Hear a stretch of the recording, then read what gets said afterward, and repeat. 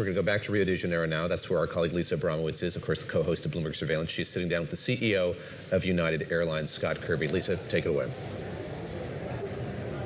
Thank you so much, David. I am here, still in Rio, with Scott Kirby, the CEO of United Airlines. Scott, always wonderful to speak with you. Great to be here, Lisa. Thank you for being here. I was actually surprised by the tone here, and I shouldn't be surprised because every conversation I have with different executives in the airline industry, things are better than expected. Demand's actually picking up. It's been more resilient. This summer's going to be a record summer. You're hearing the same thing? Is that kind of your tone as well? Yeah, a lot of questions from people around the globe, really, like, because we're a U.S. airline, obviously, like, what do you think is going to happen in the Gulf? And people are worried about oil prices, but demand, certainly U.S., anything related to the U.S. Feels strong. I think there are other parts of the globe that, maybe are a little more concerned about demand, but really strong in the U.S. and mostly strong around the globe. And people have the view that, that hope that this gets resolved at some point and that we're back on track to what was looking to be a really good year to start the year. Where are you seeing demand kind of fizzle around the world, or at least fade just a touch in response to higher prices? We don't really see it at United because 80% of our traffic, even international traffic, is U.S. point of sale. But you can, I think, see, starting to see the glimmers, and, Asia is the first place, the impact of oil and refinery issues in Asia have been the worst, and and I think Africa, certainly the Middle East, has had an impact. So you can, I think, sense some worry, not really evidence of weakening of demand, but you talk to people in one-on-ones, you can sense some concern that if this goes, it's sort of been the standard line all along. If this goes till July, it's going to be a problem. In March, if this goes into April, it's going to be a problem. And it keeps getting pushed down the road, unfortunately, because demand stays strong. Well, and so far, you've raised prices about 20%. You've cut capacity about 5%. Is that enough? Do you anticipate more price increases and more capacity limitations? Time will tell. It depends on what's happening with the economy, what happens with oil prices. But I feel pretty good about where we are right now. We laid out a path to getting to 100% fuel recovery. It certainly looks like we're still pretty much solidly on that path.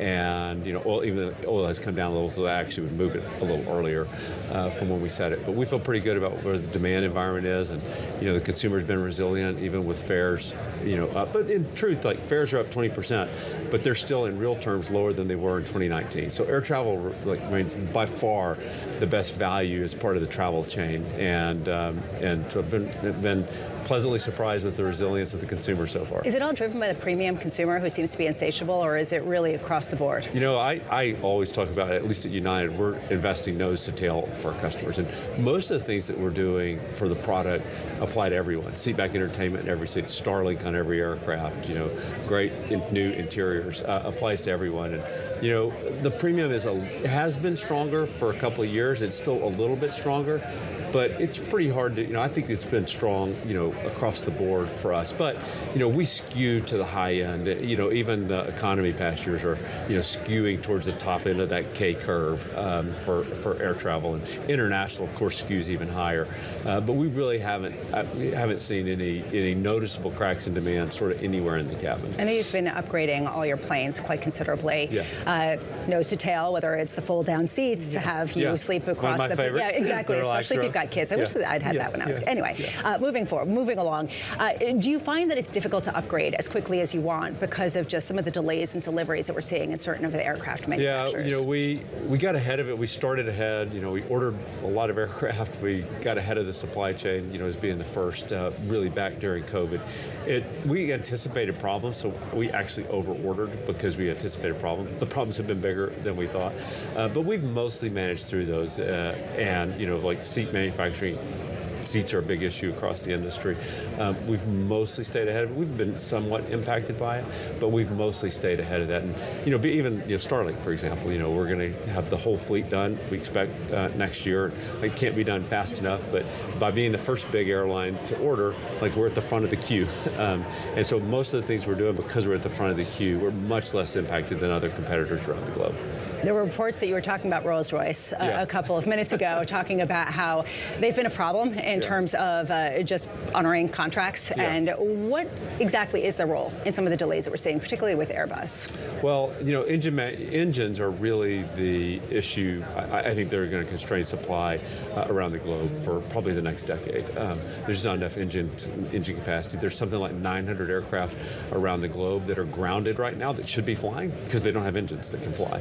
And it's not an easy problem to fix, and it's going to take time. And so really we need all the engine manufacturers, and really the forgings and castings that go into the blades in the engines are really, I think, the biggest constraint. And that takes time to fix, but we start fixing that.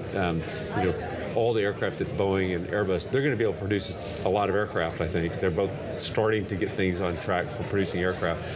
But they're going to be producing gliders because there's just not enough engines. Well, gliders are not going to fly for the industry, quite literally. Yeah. I cannot imagine that, trying to have long-haul flight on a glider. Do you think, though, that Rolls-Royce has been a bad actor, or not as much of a good actor relative to, say, some of the others that have been ramping up? Well, that's certainly been our personal experience with United at Rolls. And that's what I hear from others around the industry, too. Is that constrained to Airbus deliveries more than Boeing? They each had constraints. Rolls, has been constrained.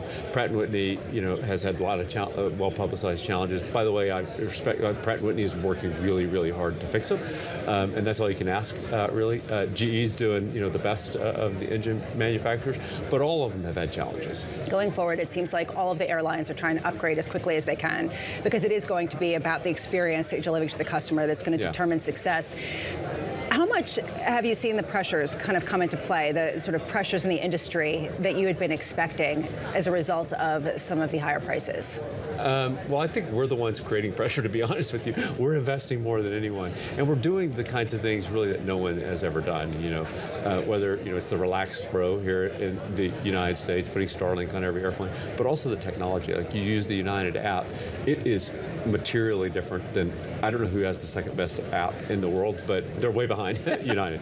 And we're just doing more and more of that. It just changes how it feels to fly, and it's remarkable. That's how you win brand loyal customers. When you change the whole experience, it's not just about the route network. It's about the technology, the service, the reliability, and the product. And you got to focus on all four of those. You got to have all four of those things to win customers. And it's been working really well at United. We're just continuing to push to find ways to invest more and more and more in new creative ideas to make people think, hey, it's cool to fly United. Are you still thinking about consolidation in any form? Well, everyone's asking me about it. So you're still thinking about it? Tried to take it off the table. Yeah, but we're putting it back on. So here it is. Is it still on the table for you?